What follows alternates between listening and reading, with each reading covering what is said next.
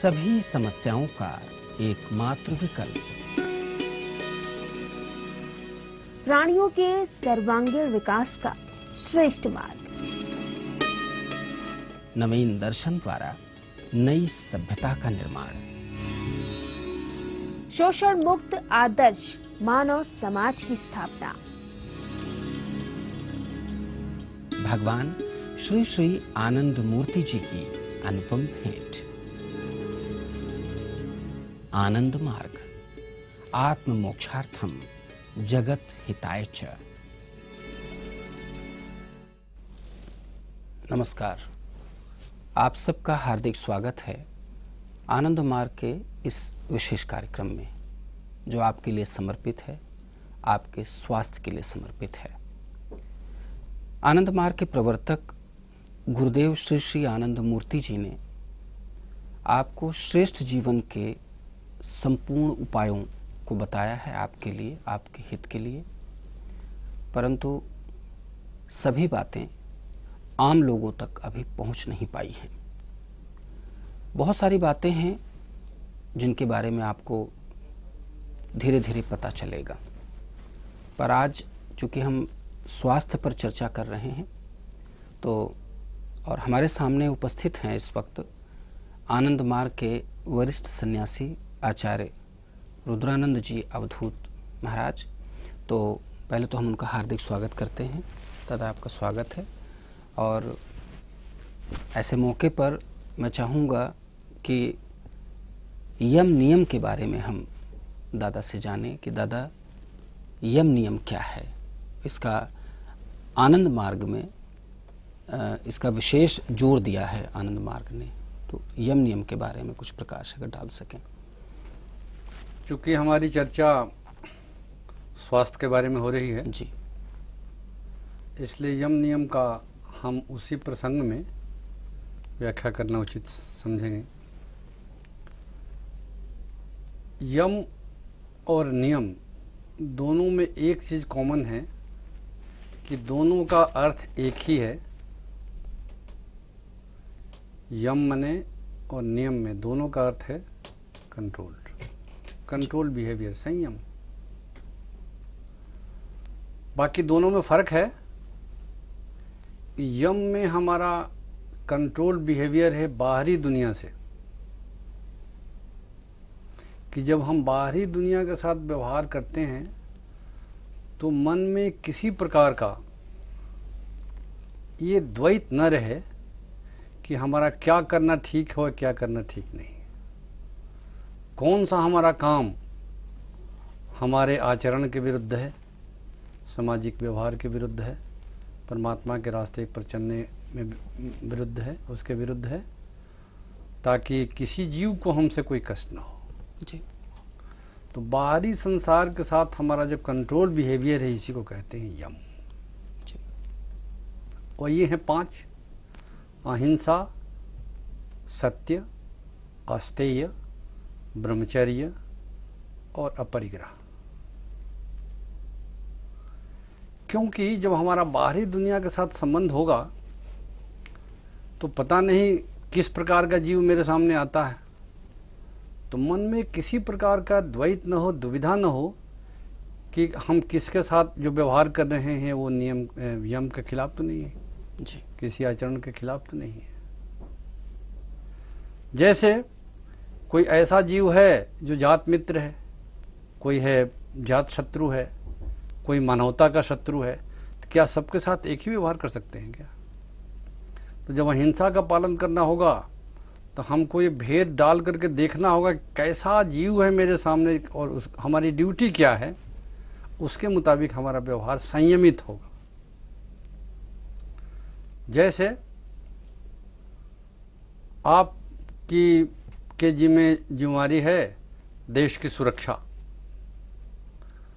आप बोलिए कि मैं अहिंसा का पालक हूँ, मैं पाकिस्तान ने हमला कर दिया, लेकिन हम अगर इधर से फायर करेंगे तो अहिंसा के सिद्धांत के खिलाफ होगा जी। तो यम कभी भी नहीं कहता है, अहिंसा का सिद्धांत और व्यवहार कभी नहीं कहता, हमारा वेद शास्त्र उपनिषद कभी भी नहीं कहता है कि दुश्मन के हाथों तुम मारे जाओ। क्योंकि हमारे जितने भगवान पैदा हुए हैं हमको शस्त्र और शास्त्र दोनों की शिक्षा दी है। बिल्कुल और सभी भगवान कुछ न कुछ हथियार में हाथ में लेकर के आए हैं। जी। भगवान शिव त्रिशूल, भगवान कृष्ण सुदर्शन चक्र। लेकिन आधुनिक जमाने में भगवान श्री श्यानंद मूर्ति जी इस प्रकार का हथियार लेकर के नहीं आए हैं। मानवता के दुख को दूर करने के लिए उन्होंने प्रौत दर्शन लेकर के वे अवतरित हुए हैं कि लोगों का कष्ट दूर हो। यही हथियार है।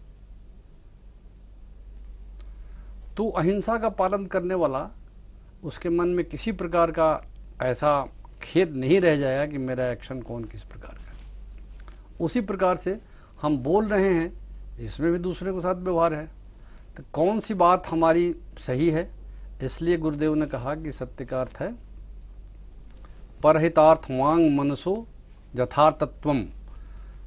दूसरों की भलाई के लिए, दूसरों के हित के लिए हमारे मन में कल्याण छुपा हो, क्या करना सही है वही कहना सत्य है, जिसमें कल्याण छुपा हुआ है।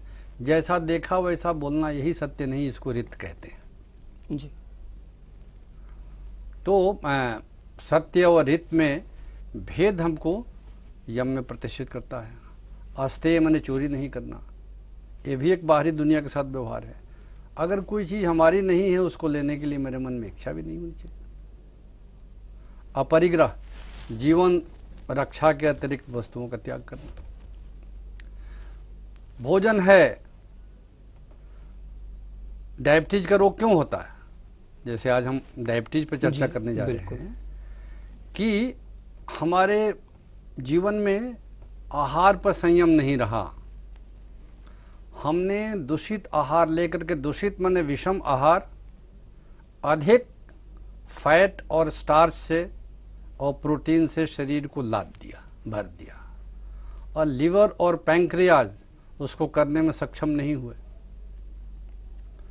तो लिवर में जो शुगर जमा होती है, जो शरीर की आवश्यकता के मुताबिक वहाँ बैठता है, क्योंकि शुगर मिठास ही शक्ति है शरीर की, यही कार्बन एनर्जी है। तो अगर लिवर की शक्ति शुगर को धारण करने की घट जाती है, कब्ज की वजह से, अपच की वजह से, मानसिक थकावट की वजह से, नशा की वजह से और शुक्र क्षय की वजह से, इन वजहों से हमारा लिवर और पैंक्रियाज कमजोर हो जाता है जी। तो अगर अपरिग्रह का पालन हमारे जीवन में है तो जितनी आवश्यकता है उतनी ही लेंगे। हमारे अंदर ऐसा विवेक होगा कि हम खाने के लिए नहीं जी रहे हैं, जीने के लिए खा रहे हैं। तो ये यम से बाहर से हमारा व्यवहार संयमित हो जाएगा, कंट्रोल्ड हो जाएगा। और 5 जो नियम है, शौच, संतोष, तप, स्वाध्याय, ईश्वर प्रणिधान। शौच माने शुचिता, सफाई, शारीरिक सफाई, तो बाह्य शारीरिक, आंतरिक सफाई, मानसिक सफाई, बाह्य मानसिक और आंतरिक मानसिक। बाह्य मानसिक का मतलब है कि बाहर से हम गंदी चीज ग्रहण न करें, अंदर न जाने दें। और आंतरिक सफाई में मन में हम कोई भी ऐसा कलुषित भाव पैदा न करें, और आ गया तो उसको रहने नहीं दें, तो उससे मानसिक शुचिता या शौच बना रहेगा। संतोष माने जिस अवस्था में हैं हम संतुष्ट रहें और आगे बढ़ने के लिए चेष्टा करते रहें। संतोष मनुष्य का परम निधान है, शास्त्र में कहा गया। तप, अपने लक्ष्य को प्राप्त करने के लिए कष्ट भी झेलने को तैयार हो। माँ कष्ट झेलती है तो बच्चे के 9 महीना अपने गर्भ में पालन करती है। बाहर निकल के बच्चा गर्भ से बाहर होता है, टट्टी पेशाब करती है, उसको देखभाल करती है, नर्सिंग केयर करती है। घर के लिए, बच्चों के लिए, पति के लिए, रिश्तेदारों के लिए मेहनत करती है। बाहर मेहनत या भीतर की मेहनत करता है आदमी बगैर किसी कष्ट के। और लक्ष्य को पाने के लिए जो आदमी कष्ट झेलता है, ये सबको मिला करके हम तप कहते हैं जी। स्वाध्याय है, तोते की तरह से शास्त्र का पारायण तो करते हैं, लेकिन जीवन में उतारने की कोशिश नहीं करते। दूसरों की शिक्षा बहुत अच्छी तरह से हम दे सकते हैं, लेकिन जीवन में व्यवहार नहीं। इसीलिए पाखंड जीवन में उतरते आ रहा है। और पाखंड जीवन में उतरने से क्या हुआ कि हमारे जो आंतरिक अंग हैं वो कमजोर होते जाए हैं। मनुष्य दुविधा का जीवन जीता है, अंदर से समझता है कि गलत कर रहा हूं और बाहर से दुनिया को दिखाने के लिए पाखंड करता है। अंदर से संयम नहीं है, संयम का तेज चेहरे पर नहीं है, तो पाउडर से उसको चमकाता है। तो ये संतोष की कमी से मनुष्य के जीवन में आज बहुत बड़ा सामाजिक उथल पुथल है। किसी को संतोष नहीं है। जो जिस परिस्थिति में है वही कहता है कि मैं दुखी हूं। व्यापारी दुखी है, बोलता है कि मार्केट नहीं हमारे प्रोडक्शन का बेचने के लिए। ट्रेडर कहता है कि हमको मार्केट में ये डर है, इतना कंपटीशन है कि पता नहीं कल को क्या होगा। पॉलिटिशियन परेशान है कि अगले इलेक्शन में क्या होगा।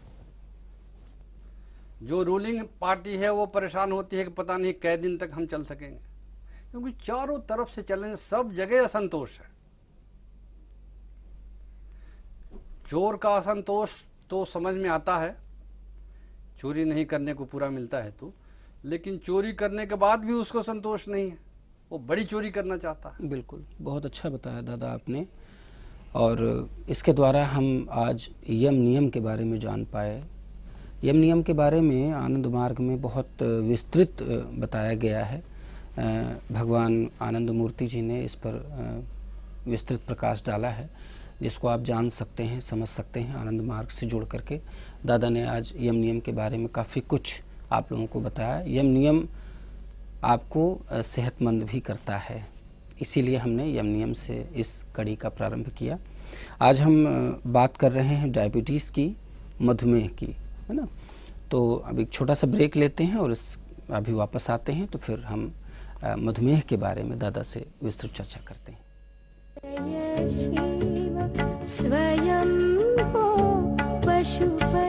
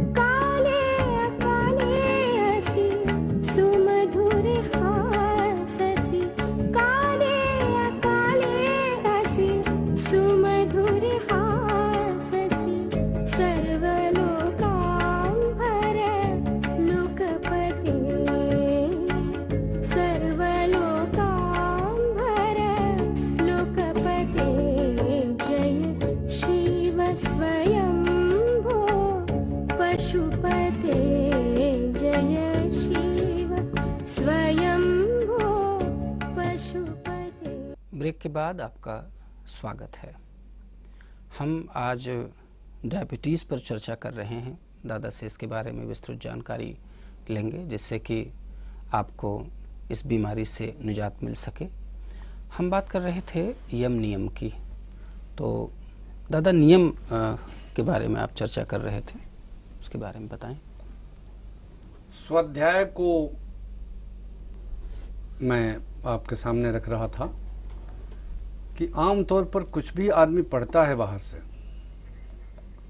और तोती की तरह से उसको लेता है, अपने जीवन में उतारता नहीं है। तो जब अपने जीवन में उतरा नहीं तो उसका अभ्यास हो जाता है कि आदमी अंदर से कुछ सोचता है, बाहर से कुछ बोलता है। ये जो पाखंड है ये बहुत सारे रोगों का कारण है। दिल की बीमारी का बहुत बड़ा कारण है अंदर और बाहर का व्यक्तित्व दो। जी। तो स्वाध्याय हमको ऐसा संयम देता है, अपने आप को कंट्रोल कराता है। कंट्रोल हमारे अंदर बढ़ जाता है मन का कि जो चीज़ हम पढ़ते हैं उसको जीवन में उतारने की कोशिश करते हैं। जैसे मैं रोगों के बारे में तो क्या बतलाऊंगा, मैं कोई डॉक्टर नहीं हूँ, लेकिन आप स्वस्थ कैसे रहेंगे मेरी ये चेष्टा है कि ये रोग होते क्यों हैं उसको बतलाने की चेष्टा कर रहे हैं, और ये रोग होने नहीं पावे उसका यौगिक निदान दे रहे हैं। तो अगर आप इसको जीवन में उतारते हैं, स्वाध्याय अगर आपके जीवन में होता है, यम नियम पर चलते हैं, तो अगर कोई चीज़ आप सुनते हैं, समझते हैं कि सही है, तो उसको जीवन में उतारते हैं, उस पर आचरण करते हैं। बिल्कुल। तो पढ़ने के लिए नहीं, चलने के लिए। तो गाइडलाइन, फिर शास्त्र हमारे लिए गाइडलाइन हो जाता है। तो ये स्वाध्याय से फायदे हैं। अंत में है इसका निचोड़ है ईश्वर प्रणिधान। मनुष्य परमात्मा से आया है और परमात्मा में ही उसकी गति है, वहीं पहुंचना है, आज नहीं कभी। लेकिन परमात्मा में कैसे पहुंचे, जो उसकी विधि है उसको बोलते हैं ईश्वर प्रणिधान। ईश्वर माने वो सत्ता जो एक घास के तिनके से लेकर के पूरे ब्रह्मांड को कंट्रोल करने वाली सत्ता है, उन्हीं को ईश्वर कहते हैं जी। और प्रणिधान का मतलब है प्रपूर्वक, निपूर्वक धावनम। विशेष विधि से जब हम परमात्मा की तरफ बढ़ते हैं, उस विधि का नाम है ईश्वर प्रणिधान। आमतौर पर इसको लोग साधना कहते हैं, लेकिन है ये ईश्वर प्रणिधान। तो यम और नियम के पालन करने से, जीवन संयमित होने से उसको ईश्वर प्रणिधान का रास्ता मिलता है। ऐसा आदमी संयमित जीवन बिता करके रोगों से लड़ने की अपनी क्षमता बढ़ाता है। जी। कहते हैं कि जो आदमी भगवान के ऊपर सब कुछ अपना छोड़ देता है, भगवान के रास्ते पर चलता है, वो रिलैक्स रहता है, उसमें टेंशन नहीं रहता है, और वो मशीन की तरह से इस दुनिया में काम करता है, ड्यूटी सब करता है, लेकिन तनाव नहीं लेता। उसी का जीवन सफल होता है कि दुनिया का काम करते हुए एक दिन परमात्मा में मिल जाता है, उसकी यात्रा का अंत हो जाता है। तो अपने हंसते हुए दुनिया से जाता है, अब पीछे से दुनिया उसके लिए रोती रहती है कि ऐसा ही आदमी इस दुनिया में आना चाहिए। बहुत सुंदर बताया दादा आपने यम नियम के बारे में। आशा है कि आप लोगों को इसके बारे में अच्छी जानकारी मिल गई होगी। क्या दादा यम नियम के द्वारा बीमारियों को, या इस बीमारियों में से एक प्रमुख बीमारी है मधुमेह, क्या इसको भी कंट्रोल किया जा सकता है? स्वाभाविक बात है, क्योंकि ये बीमारी क्या है कि शरीर की शुगर धारक क्षमता जब घट जाती है जी, तो शरीर से निकलकर और वो खून में या पेशाब में आ जाता है। तो जब ये शुगर ये बाहर निकल कर के खून के माध्यम से या पेशाब के माध्यम से बाहर निकलना शुरू हो जाता है, उसी को डायबिटीज कहते हैं। होता यूं है कि इसमें हम दो अपने बहुत महत्वपूर्ण अंगों के बारे में बात करना चाहते हैं। वो है लिवर और पैंक्रियाज। पैंक्रियाज का दो काम है कि जब पैंक्रियाज भोजन को पचाने के लिए भोजन पित्त रस निकालती है, एक काम इसका है जो भोजन को पचाता है, और दूसरा पैंक्रियाज का काम है कि भोजन से स्टार्च और शुगर को सेपरेट करना। क्योंकि जब हम भोजन करते हैं तो इसमें बहुत सारी चीज़ें मिक्स्ड हम ले रहे हैं, शरीर को दे रहे हैं, तो अलग अलग अंग इनको अलग अलग सेपरेट करते हैं, डाइजेस्ट करते हैं, पचा करके वाइटल जूस में बदलते हैं, रस में, उससे रक्त बनता है और फिर सब धातुओं को प्राप्त करके अंत में शुक्र में इसका निर्माण होता है जी। तो पैंक्रियाज लीवर से शुगर को अलग करके, और लीवर की शुगर धारक क्षमता घट गई जी। तो उसमें शुगर इकट्ठा नहीं हो पाता। बिल्कुल। वो शुगर धारक क्षमता लीवर की कैसे घटती है? लगातार कब्ज से। ऐसा भोजन कर रहे हैं कि भोजन पचकर समय पर शरीर से बाहर नहीं हो रहा और अंदर दुर्गंध पैदा कर रहा है। तब आप समय पर टॉयलेट नहीं गए तो आप बोलते हैं कि आज कब्ज हो गया। तो पहला कारण है कब्ज, दूसरा कारण है अपच, तीसरा कारण है शारीरिक और मानसिक थकावट। जी। बहुत से आदमी हैं, हमेशा लगता है कि मन से हारे हुए हैं, थके हुए हैं, कुछ करने का उत्साह नहीं है मन में। वो भी लीवर को कमजोर करता है। और नशा से भी लीवर कमजोर होता है। और अंतिम बात है शुक्र क्षय। शुक्र जो सार वस्तु है शरीर का और सातवीं अवस्था है हमारे भोजन का, उसका काम है पूरे शरीर को शक्ति प्रदान करना, नर्वस सिस्टम को, ब्रेन को, सभी अंगों को शक्ति देना। तो खराब आदतों की वजह से आदमी जब शुक्र क्षय करता है तो उसके सारे अंग तो कमज़ोर हो ही जाते हैं, लीवर और पैंक्रियाज कमज़ोर हो जाती है, तो दोनों का काम खराब हो जाता है, दोनों काम नहीं कर पाती। तो ये डायबिटीज का रोग लीवर और पैंक्रियाज दोनों का है। क्योंकि जब लीवर भोजन से सेपरेट किया हुआ शुगर अपने अंदर रख नहीं पाता, क्योंकि वो कमज़ोर हो चुका है जी। अक्षम है, कारण ने बता दिया किस कारण से होता है, और वो फिर निकलकर और पेशाब के द्वारा या खून में प्रवाहित हो जाता है। तो पेशाब में जब शुगर आ गया तो उसको दूर करने के लिए बार बार प्यास लगती है।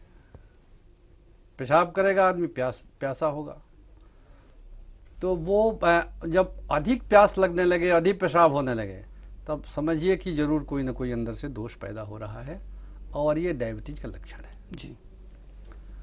तो इसी रोग को डायबिटीज कहते हैं। बहुत सुंदर बताया दादा आपने। दादा, क्या ये वंशानुगत भी होता है? ऐसा भी है जी। अगर मदर फादर को है तो संभावना होने की होती है कि जेनेटिक जीन्स में सब चीज़ें तो जा रही हैं जी। लेकिन जीन्स से इसको अगर ख़त्म करना चाहते हैं संस्कार रूप में, तो आदमी अपना सावधान रहे, माँ बाप ध्यान रखे बचपन से ही बच्चों को। बहुत सुंदर बताया दादा आपने। ये वंशानुगत भी है ये बीमारी, और आपकी लापरवाही से भी ये बीमारी होती है। तो आप यदि इस बीमारी से बचना चाहते हैं, मधुमेह से पूरी तरह से, तो आप सावधान रहें, क्योंकि ये एक खतरनाक बीमारी है जिससे आपकी जान भी जा सकती है। तो आज के लिए इतना ही। इसी विषय पर हम अगले एपिसोड में फिर बात करेंगे। नमस्कार।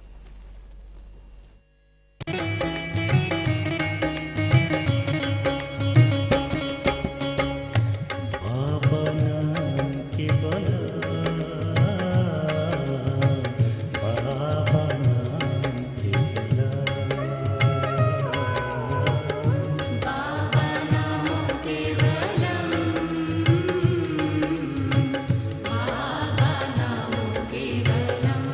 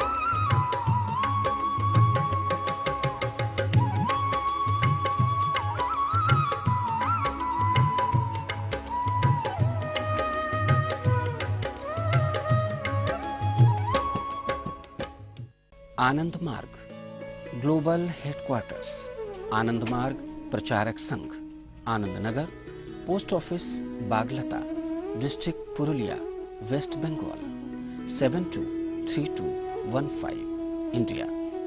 Phone numbers 03254260248, 09431103725, our website www.amps.net.in। Camp office Madhu Manjusha, Hehal, Ratu road, Ranchi 834005, Jharkhand. Phone numbers 06512511387, 09431103725। Delhi office D41 south extension part 1, new Delhi 110049। Phone numbers 01124643344, 09818927367, 09999987923। सभी समस्याओं का एकमात्र विकल्प, प्राणियों के सर्वांगीण विकास का श्रेष्ठ मार्ग, नवीन दर्शन द्वारा नई सभ्यता का निर्माण, शोषण मुक्त आदर्श मानव समाज की स्थापना।